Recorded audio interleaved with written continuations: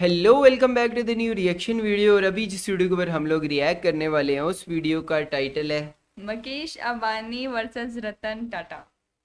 मकेश मुकेश मुकेश। मुकेश अंबानी, खैर सॉरी। पाकिस्तानियों की हाँ, प्रोनाउंसिएशंस ऐसी होती हैं नामों को लेके मतलब। मुकेश हाँ, मुकेश तो ये अंबानी थोड़ी सी वर्सेस। मुश्किल होती है हमारे लिए। तो दोनों ही बंदे इंडिया के बहुत अमीर तरीन मोस्ट मतलब नंबर वन टू है या पता नहीं दोनों ही नंबर वन है, क्या है इस बारे में तो मुझे आइडिया नहीं है। मोस्ट खैर रिचर पर्सन। इस रियल वीडियो का लिंक आप लोगों को डिस्क्रिप्शन में मिलेगा, हम दोनों के इंस्टाग्राम्स के लिंक भी, अगर कोई वीडियो सजेस्ट करनी होती है तो वहाँ पर। तो लेट्स गो स्टार्ट करते हैं, देखते हैं वीडियो में क्या है। मुकेश अंबानी और रतन टाटा। दोस्तों, छह नाम सुनते ही कंपनीज दिमाग एक में कंपनी नोटों और की उसकी गड्डियां और आली। 160। उस बंदे की 6 कंपनीज हैं और इसकी इसका मतलब 135 है रतन टाटा ज्यादा।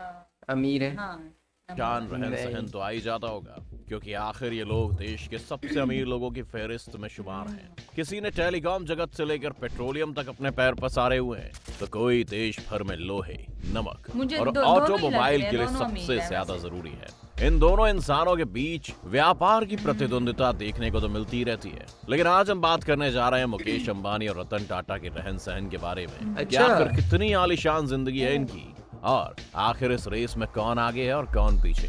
तो आप बने रहिए हमारे साथ इस वीडियो के मुझे अंदर। तो दोनों ही दोस्तों, आगे लग रहे हैं। ये बात तो साफ है कि अमीरी के मामले में मुकेश अंबानी रतन टाटा से आगे हैं। हैं मुकेश अंबानी वाकई में। उसकी 6 कंपनीज है लेकिन इसकी लेकिन 135, लेकिन मुकेश वैसे अंबानी वैसे हाँ ये अमीर है ये कंपनी उसने बंदा। 6 बनाई है ना, वैसे अमीर की कंपनीज है। की बात करें तो दुनिया के दूसरे सबसे महंगे घर के मालिक वाह। मुकेश अंबानी के पास 6 कंपनियां हैं। वहीं सिंपल लिविंग पसंद करने वाले रतन टाटा रहते तो सिंपल से बंगले में, लेकिन इनके पास 135 से ज्यादा कंपनियां हैं। रिलायंस इंडस्ट्रीज जहां लिमिटेड सेक्टर में ही काम कर रही है, वहीं टाटा ग्रुप लगभग हर क्षेत्र में काम कर रहा है, जैसे स्टील, केमिकल, आईटी, ऑटोमोबाइल इत्यादि। तभी तो सब्सिडीज कंपनी ज्यादा होने के चलते टाटा कंपनीज का मार्केट कैपिटल रिलायंस कंपनी से ज्यादा ही रहता है। अब आप सोच रहे होंगे कि फिर मुकेश अंबानी रतन टाटा से इतने अमीर कैसे हुए, तो बता दें कि आज एशिया के सबसे अमीर शख्स का टाइटल मुकेश अंबानी के मुकेश पास अंबानी है, का और पास। उसकी वजह है रतन टाटा की दरियादिली।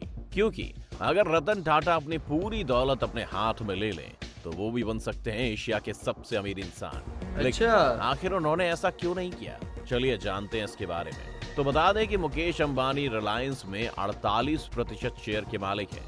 जब लगभग आधे शेयर ही उनके नाम है, तो जाहिर सी बात है कि कंपनी की वैल्यू बढ़ने से आदमी की वैल्यू बढ़ती गई। इसीलिए लाजिम है। सितंबर 2020 में मुकेश अंबानी का नेटवर्थ 88 बिलियन डॉलर्स हो गया। वहीं रतन टाटा की बात करें तो वो कंपनी में 1% से भी कम शेयर के मालिक हैं, क्योंकि उनकी कंपनी का 66% शेयर उन्हीं की कंपनी के अलग अलग ट्रस्ट, जैसे sir Ratan Tata trust, sir Dorabji trust, Tata education trust जैसी संस्थाओं को डोनेट किया जाता अच्छा। है, जो इंडिया की ये एजुकेशन, donate करता है हेल्थ, ना हाँ, ये बंदा लाइवलीहुड सारा जनरेशन, donate कर आर्ट देता एंड है। कल्चर जैसे 1% अलग अलग रखता है। सेक्टर्स में काम कर रहे हैं। रतन टाटा अपने फैमिली वैल्यू को आगे बढ़ाते हुए अपनी कंपनी का 2/3 हिस्सा देशवासियों के लिए दान कर रहे हैं। अगर वाह चैरिटी वाले यार। शेयर भी वो अपने नाम कर अच्छी लें, बात है। तो वो सिर्फ इंडिया के ही नहीं बल्कि एशिया के भी नंबर 1 रिचेस्ट पर्सन होंगे।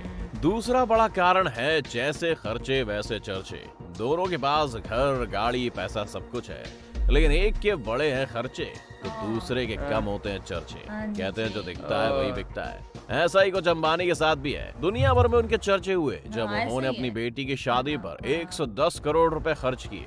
बीवी को एक नहीं बल्कि 3 बार 1000 स्क्वायर फीट का बंगला, करोड़ों का आलिशान प्राइवेट जेट और कई लग्जरी वाह। कार गिफ्ट की हैं, जिनके भी खूब चर्चे हुए थे। मुकेश अंबानी के पास बात एक है। स्पेशल याट भी है जो सोलर ग्लास रूफ से बनाई गई है, जिसकी कीमत 700 करोड़ रुपए थी। उसकी तरह ही एक लग्जरी 700 लाइफ जीती है करोड़। नीता अंबानी। और तो और मुकेश अंबानी ने तो अपने नौकरों को भी लग्जरी लाइफस्टाइल की सुविधा दे रखी है। वहीं दूसरी तरफ रतन टाटा जी की बात करें तो वो शुरू से ही सिंपल लाइफस्टाइल पसंद करते रहे। उनका घर काफी सिंपल और एलिगेंट है। वो कोई बड़ा खर्चा नहीं करते।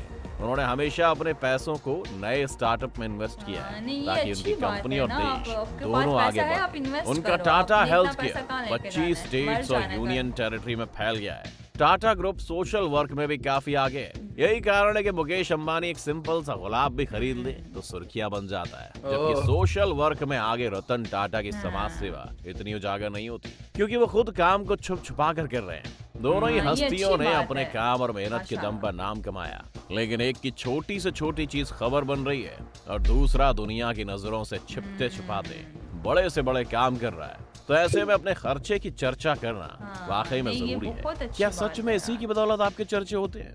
इसे लेकर आपको क्या लगता है, मुकेश अंबानी या रतन टाटा, रतन किसका शो टाटा ऑफ ज्यादा यार, है? I कमेंट में love हमें जरूर बताएं रतन दोस्तों। टाटा। चलिए अब इन दो बिजनेसमैन की स्ट्रगल स्टोरी भी आपके साथ शेयर करते हैं। ओके। शुरुआत करते हैं टाटा ग्रुप की टेक्सटाइल कंपनी से, जिसकी शुरुआत 21,000 रुपए में की गई थी, जिसका नेटवर्थ आज 5 लाख करोड़ रुपए हो गया है। 21,000 हालांकि से कंपनी को शुरू की। 21,000 से 5 लाख करोड़ तक ले जाने का सफर आसान नहीं था। 1839 में जमशेदजी टाटा का स्ट्रगल 14 साल की उम्र में ही मुंबई से शुरू हो गया था, 1839 जहां से से ग्रेजुएशन start किया खत्म करते इन्होंने। ही उन पर परिवार की जिम्मेदारियां पूरी तरह आ गई थी।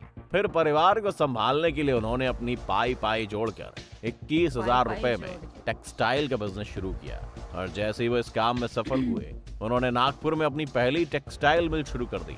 इस ओह। बिजनेस में उन्हें काफी प्रॉफिट हुआ। फिर उन्होंने 3 ऐसे प्रोजेक्ट शुरू करने का फैसला किया जिसका फायदा सिर्फ उन्हें नहीं बल्कि पूरे देश को होने वाला था। हालांकि उनका ये सपना वो खुद पूरा होते नहीं देख पाए थे, लेकिन उनके बेटे दोराब जी टाटा उन्हीं के नक्शे कदम पर चल रहे थे। उन्होंने आयरन, स्टील कंपनी और हाइड्रो इलेक्ट्रिक पावर को स्थापित कर पिता का सपना पूरा किया। साथ ही उन्होंने भारत का पहला इंस्टीट्यूट ऑफ साइंस शुरू किया। जब उनका भी देहांत हुआ तो साल 1938 में टाटा ग्रुप की सारी जिम्मेदारी जहांगीर रतन जी दादा भाई टाटा ने ले ली और ओह। उन्होंने अपनी 14 कंपनियों को चलाते हुए कंपनियों का आंकड़ा 14 से 95 कर दिया। इतना ही नहीं, Nice यार। जेआरडी टाटा ने इंडिया की पहली एयरलाइंस टाटा एयरलाइंस की भी शुरुआत की, जिसे सरकार ने जब अपने अंडर किया तो उसे एयर इंडिया का नाम दिया था। इन सब 3 पीढ़ियों के काम को आगे बढ़ाने की जिम्मेदारी मिली रतन नवल टाटा को। मतलब इंडिया की जो एयरलाइन है एयर इंडिया, वो टाटा टाटा कंपनी ने की ही ही है। स्टार्ट की थी। हाँ। ठीक है, जिन्होंने बखूबी अपने विरासती बिजनेस को ग्लोबली फेमस किया। आज देश के बहुत से युवा नागरिक टाटा ग्रुप के साथ काम करना चाहते हैं, तभी तो आज कंपनी का नेटवर्थ 5 लाख करोड़ तक जा पहुंचा है। चलिए अब बात करते हैं मुकेश अंबानी की, जिनकी एक गाड़ी की कीमत में एक नॉर्मल इंसान शानदार बंगला बना लेता है। इनका शानदार घर एंटीलिया में 6 फ्लोर की जो शानदार पार्किंग है, उतने एरिया की बिल्डिंग्स में मुंबई की आधी जनसंख्या रहती है। लेकिन ऐसा शुरू से नहीं था। धीरू भाई अंबानी ने इस नाम और शोहरत को कमाने के लिए कड़ी मेहनत की है। वो विदेश में नौकरी करने के लिए जब गए तो वहां उन्होंने अपनी कमाई जोड़ी और फिर मुंबई में वापस एक चौल में रहने आ गए। जैसे तैसे कर धीरू भाई अंबानी ने लंबे संघर्ष के बाद रिलायंस कमर्शियल कॉरपोरेशन शुरू किया, जो मसालों और यार्न्स में ट्रेंड करता था। जैसे ही उनका ये काम सेट हुआ तो उन्होंने विमल नाम से कपड़ों का बिजनेस शुरू कर दिया। पहले विमल अपने ग्राहकों को लुभाने में फेल हुआ, जिसके बाद उनके स्टॉक में लोगों से इन्वेस्ट करवाने और स्टॉक बेचने का काम भी खुद धीरू भाई अंबानी ने किया। ये वो वक्त था जब लोगों को इन्वेस्टमेंट की कोई जानकारी नहीं होती थी। इसका फायदा कंपनी और इन्वेस्टर्स दोनों को हुआ। कुछ ही सालों में 70,000 का रेवेन्यू साल 2002 में 75,000 करोड़ का हो गया। उनके चल बसने के बाद उनके बेटों ने रिलायंस इंडस्ट्रीज को संभाला। मुकेश और अनिल को बिजनेस बांट दिया गया, लेकिन दोनों के काम करने का तरीका एकदम अलग था। जहां अनिल अंबानी ने कहा कि उनका नेटवर्थ 0 हो गया, वहीं मुकेश अंबानी का नेटवर्थ 9,000 करोड़ डॉलर से भी ज्यादा पहुंच गया है। तो दोस्तों, ये थी भारत। तुम्हें कौन सा वाला बंदा इनमें ज्यादा सही लग रहा था? मतलब रतन टाटा यार, अच्छा है हाँ, बंदा। मतलब वो बंदा चुप charity के काम, वगैरह। हाँ, हाँ। वो काम कर रहा है। और ये है कि ये अपने पे लगा रहे हैं, जैसे क्या पता ये भी करते हो। करते हैं हाँ, करते हैं लेकिन, चैरिटीज ज्यादा चैरिटीज ये भी charity का, करते हैं। हाँ। और रतन टाटा जी भी करते हैं, लेकिन वो बहुत ज्यादा करे। उन्होंने उनका शुरू से उनका जो शुरू से एक टारगेट था ना इस पूरी की पूरी टाटा फैमिली का, वो इंडिया को बनाना था कि इंडिया का एक नाम बनाना पूरे दुनिया में। और वो इनका उन्होंने बनाया बहुत भी बड़ा, है। हाँ, इनका बहुत बड़ा हाथ है इंडिया का नाम बनाने में। उसके बाद ये लोग आए रिलायंस कंपनी। अब ये इसकी वजह से भी इंडिया का बहुत नाम है, क्योंकि ये सोशल मीडिया वगैरह पे और इन चीज़ों पे करते हैं ना, तो इस करते वजह हैं। से। हाँ, तो दूसरा बंदा चैरिटीज करता है और लोगों को वैसे भी रोजगार वगैरह देते हैं। तो बहरहाल मज़ा आया वीडियो का। आप लोगों का क्या ओपिनियन है इस वीडियो से रिलेटेड, इन दोनों बंदों से रिलेटेड? तो आपके आप हिसाब लोग से को ज्यादा पता होगा ना, आप इंडिया में रहते हैं, क्या पता हम वीडियोस में पता है समटाइम के कुछ गलत तो भी बता रहे होते हैं, लेकिन आपने हमें सही से जो है ना कमेंट्स में बताना है कि कौन सा बंदा ज्यादा। आपकी नज़र में बेहतर है। तो खैर एक और वीडियो के साथ दोबारा से मिलते हैं, तब तक के लिए बाय अल्लाह बाय। हाफिज।